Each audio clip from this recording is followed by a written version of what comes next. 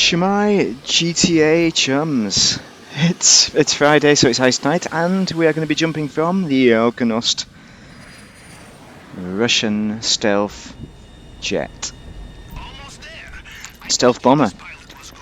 Yeah. So here's the island. We've got the truck that will get us into the compound is up in the airport. So it's way too far away because the uniforms are down south at the speaker tower, the communication tower. Here the guys in the hold are looking a bit nervous ahead of the jump. This is going to be the first time parachute jump. Well, it's not the first time in GTA. They've done it before. As you'll see from their expert jump in a minute. So the flaps open at the back. We're ready to jump whenever.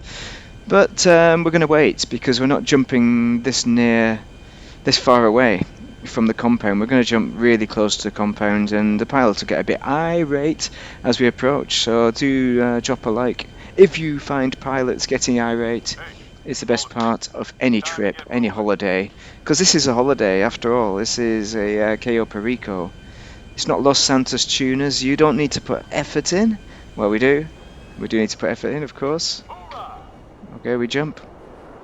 We have jumped. Have we jumped too soon? Okay, wait until the ground gets a bit flat. Yeah. If Pavel will STF you, I would tell you that we are aiming for that campsite there, yeah? Just ahead of the tower.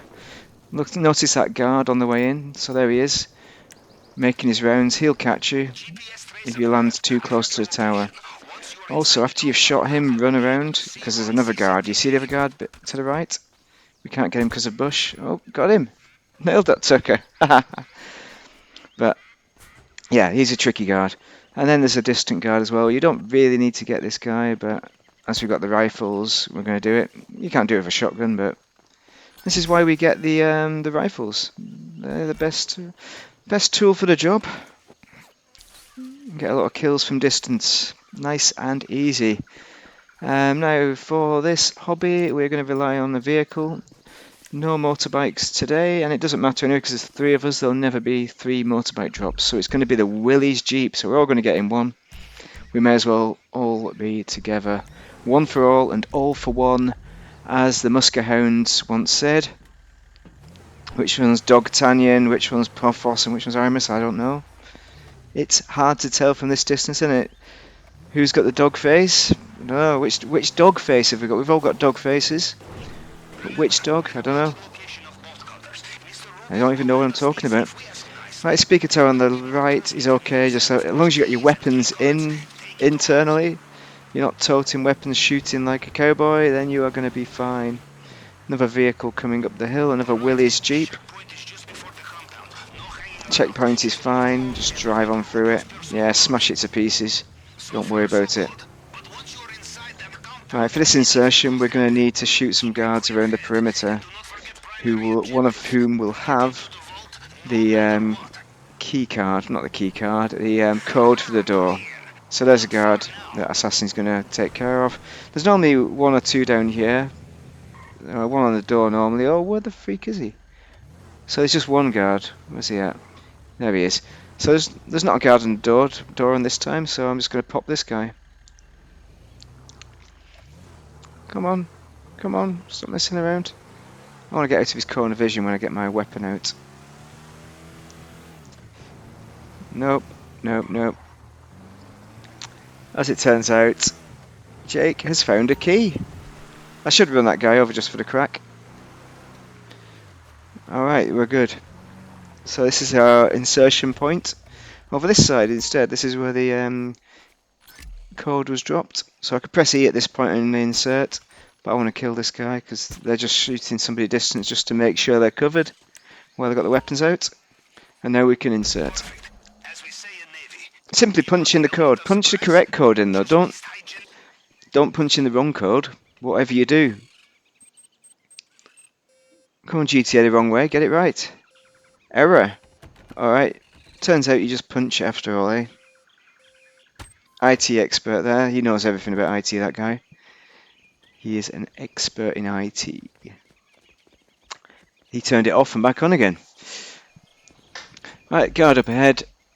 The boys are going to go around and pick up some gold. This all looks familiar, yes? Now we go downstairs and see what Mr. Rubio has for us this time. I think it's 4 gold and a couple of paintings, so 3 gold for 2 will fit 2 pouches, but 1 gold, and that'll leave 1 gold and then empty portions. So we're going to get the one of us is going to get a painting and then fill up with the rest with gold, and then everyone else is on gold. The other 2. So I'll shoot the guard from this direction over the way because it's a lot easier than rocking up, because I think he wanders around. He's a bit frustrating, this guy. Don't forget to bomb the car, L-Rubs' car. And don't forget to press G and blow that up on the way out when you're out to sea. I don't actually know if it does blow up because you're not here to see it. It's like if a tree falls in a forest, does it make a noise? Because you don't know, you can't witness it, so you don't know it does make a noise. You can't prove it. It's like the cat in the box, isn't it? Schrodinger's cat. What are these guys talking about? Don't know. Me llamo GTA the wrong way. There we go, shoot this guy.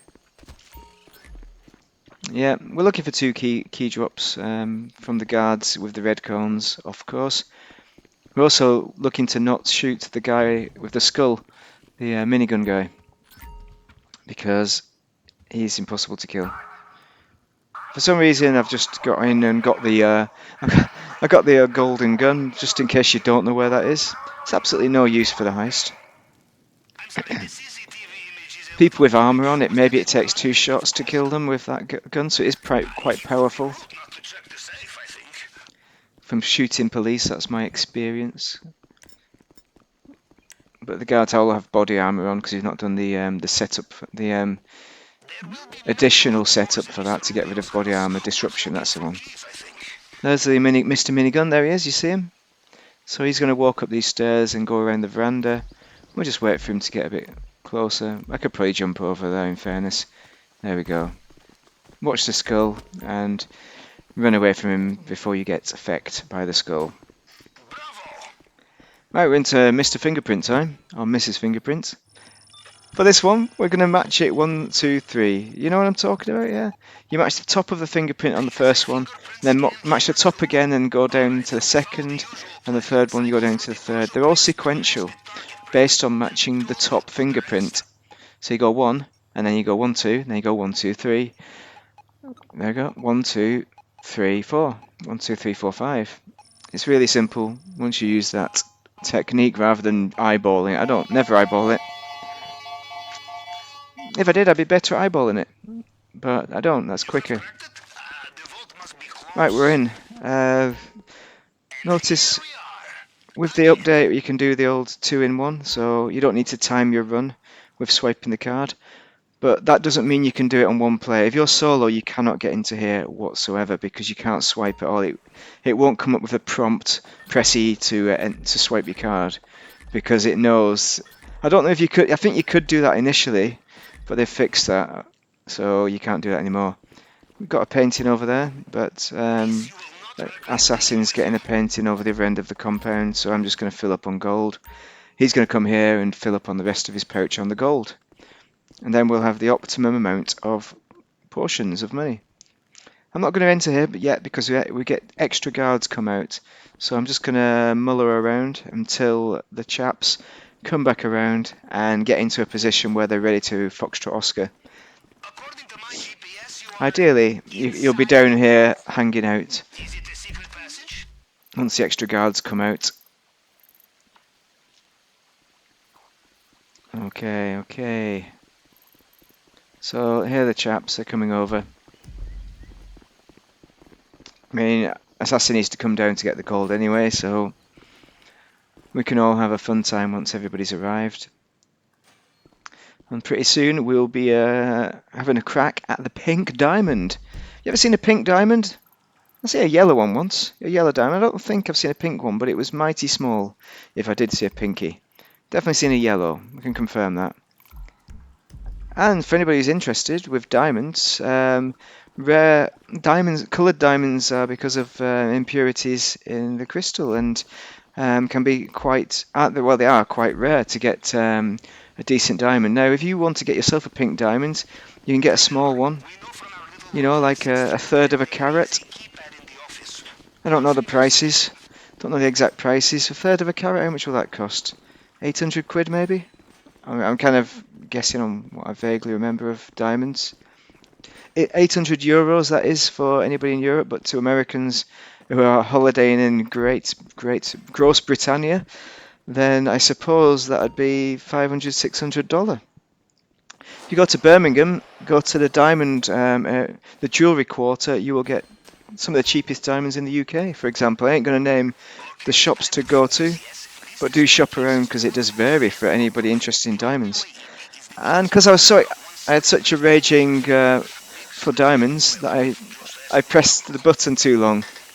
So that's what happens. When it overheats, he gets hot hands, basically. It doesn't kill you, it doesn't blow up, like Pavel implies. So here's the biggest diamond ever. I mean, how many carats is that? 1 carat is big. That's a hand's worth. I mean, is that like 5 carats? 7? I don't know. Christ on a bike, that. I mean, I'm not being funny, Pavel, but your ex-wife's diamond is not going to be as big as that because it would not fit on a finger. You would never get a mount to contain the diamond. You need like a vice. You need a diamond watch, maybe. Even that would probably be too big. No way, Pavel. Yeah, with diamond shopping, what you want to look for is the 3 C's, isn't it? What is it? Clarity, colour. So in a normal diamond, the colour is the clearest. So some impurities make a dirty diamond. You don't want to get a dirty diamond. You want to get a good one, like the pinkies. Maybe a yellow one. Maybe yellow like urine. Red. Not a blood diamonds. You also have to get ethical diamonds as well, because you've got the blood diamonds. Those are dodgy. Colour, clarity, and cut. So believe it or not, it is quite a skill to cut a diamond. So if you get a crap cut, or if the diamond isn't right for a good cut, then you're not going to have a good cut. Those are all essential. Flaws as well in the diamonds. You want to get a diamond that's not flawless, but you want to get the best that looks the best ultimately from eyeball perspective. You can see the flaws in the diamond, especially if you get a big one. If you've got a tiny diamond, then you're not going to see the flaws. You can get whatever, you know. Whatever clarity, that's what clarity is all about, flaws, isn't it? It's not about contaminants. What am I talking about? Well, it is a contaminant, I suppose. It's a flaw in the diamond in the crystal pattern. You want to run down this bit as well? Rather than rambling about diamonds, I should tell you where I'm running. I'm running along the peninsula in order to get in the water as quickly as possible. Now, as we've not alerted, well, it doesn't matter if we alert guards. As we've got full bags, as we're doing it, we're balls on for getting this nailed within 15 minutes. It's just a short swim out to sea here, and we did not fail any of the fingerprint detectors. So this is a elite challenge complete with 3, and with a plane entry. So notice how long it took to do the plane entry, but it gives us plenty of time still to nail this sucker. So yeah, and at the end of the day, we got 2.958 million take as a raw take. But when you take the cuts out, so there's a helicopter, they're never going to catch you up, don't worry about that. You can swim on the surface, no attack boats because you haven't alerted the guards. If you alert the guards, there'll be attack boats. So you want to get underwater and pray you've got enough rebreathers, i.e. 1 or 2, well probably 2 I think, rebreathers, realistically. Because I think the attack boats see you underwater and follow you on the surface, so you don't want to surface at any point once you've alerted them. Yeah, so what we've got to take is about 2.6 million. So if I was generous, I'd give them $1 million each and take $500,000 for myself.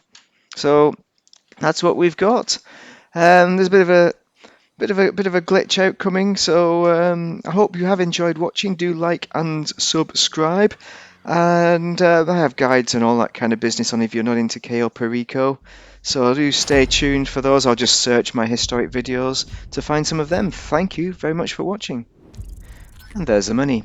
We definitely didn't restart this 3 times.